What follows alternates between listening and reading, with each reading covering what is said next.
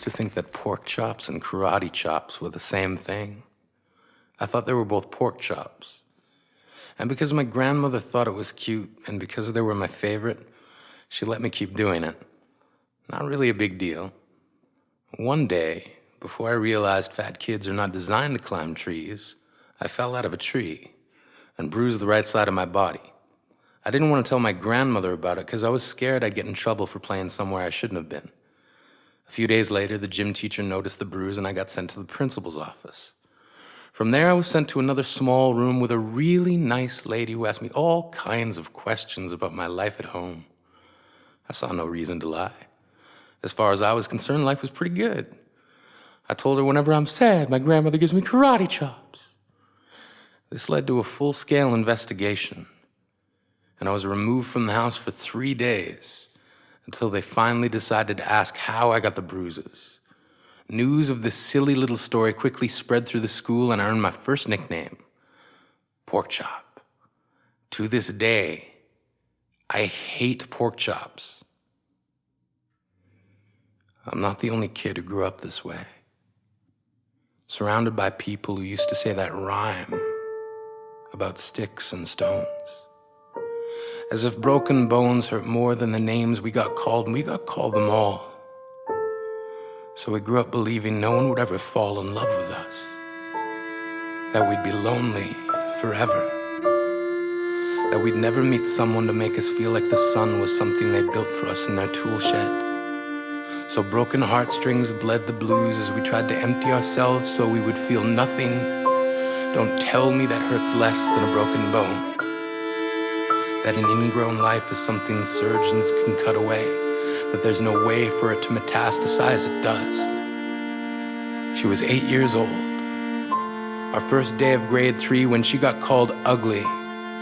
We both got moved to the back of class so we would stop getting bombarded by spitballs. But the school halls were a battleground where we found ourselves outnumbered day after wretched day. We used to stay inside for recess because outside was worse. Outside we'd have to rehearse running away or learn to stay still like statues, giving no clues that we were there in grade 5. They taped a sign to the front of her desk that read, "Beware of dog." To this day, despite a loving husband, she doesn't think she's beautiful because of a birthmark that takes up a little less than half her face. Kids used to say she looks like a wrong answer that someone tried to erase but couldn't quite get the job done. And they'll never understand that she's raising 2 kids whose definition of beauty begins with the word mom. Because they see her heart before they see her skin. Because she's only ever always been amazing. He was a broken branch grafted onto a different family tree. Adopted. Not because his parents opted for a different destiny. He was 3 when it became a mixed drink of 1 part left alone and 2 parts tragedy. Started therapy in 8th grade. Had a personality made up of tests and pills. Lived like the uphills were mountains and the downhills were cliffs. 4/5 suicidal, a tidal wave of antidepressants, and an adolescence being called pauper. 1 part because of the pills, 99 parts because of the cruelty. He tried to kill himself in grade 10 when a kid who could still go home to mom and dad had the audacity to tell him, "Get over it."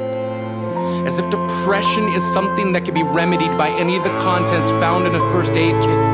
To this day, he is a stick of TNT lit from both ends. Could describe to in detail the way the sky bends in the moments before it's about to fall. And despite an army of friends who all call him an inspiration, he remains a conversation piece between people who can't understand. Sometimes being drug-free has less to do with addiction and more to do with sanity. We weren't the only kids who grew up this way. To this day, kids are still being called names. The classics were, "Hey, stupid," "Hey, spaz." Seems like every school has an arsenal of names getting updated every year. And if a kid breaks in a school and no one around chooses to hear, do they make a sound? Or they just background noise from a soundtrack stuck on repeat when people say things like kids can be cruel? Every school was a big top circus tent, and the pecking order went from acrobats to lion tamers, from clowns to carnies. All of these miles ahead of who we were freaks. lobster claw boys and bearded ladies, oddities juggling depression and loneliness, playing solitaire, spinning the bottle, trying to kiss the wounded parts of ourselves and heal. But at night, while the others slept, we kept walking the tightrope. It was practice, and yes, some of us fell. But I want to tell them that all of this shit is just debris left over when we finally decide to smash all the things we thought we used to be. And if you can't see anything beautiful about yourself, get a better mirror. Look a little closer. Stare a little longer. Because there's something inside you that made you keep trying despite everyone who told you to quit. You built a cast around your broken heart and signed it yourself. You signed it. They were wrong. Because maybe you didn't belong to a group or a clique. Maybe they decided to pick you last for basketball or everything. Maybe you used to bring bruises and broken teeth to show and tell but never told. Because how can you hold your ground if everyone around you wants to bury you beneath it? You have to believe that they were wrong. They have to be wrong. Why else would we still be here? We grew up learning to cheer on the underdog because we see ourselves in them. We stem from a root planted in the belief that we are not what we were called. We are not abandoned cars stalled out and sitting empty on some highway. And if in some way we are, don't worry. We only got out to walk and get gas. We are graduating members from the class of fuck off. We made it. Not the faded echoes of voices crying out names will never hurt me. Of course, they did. But our lives will only ever always continue to be a balancing act that has less to do with pain and more to do with beauty.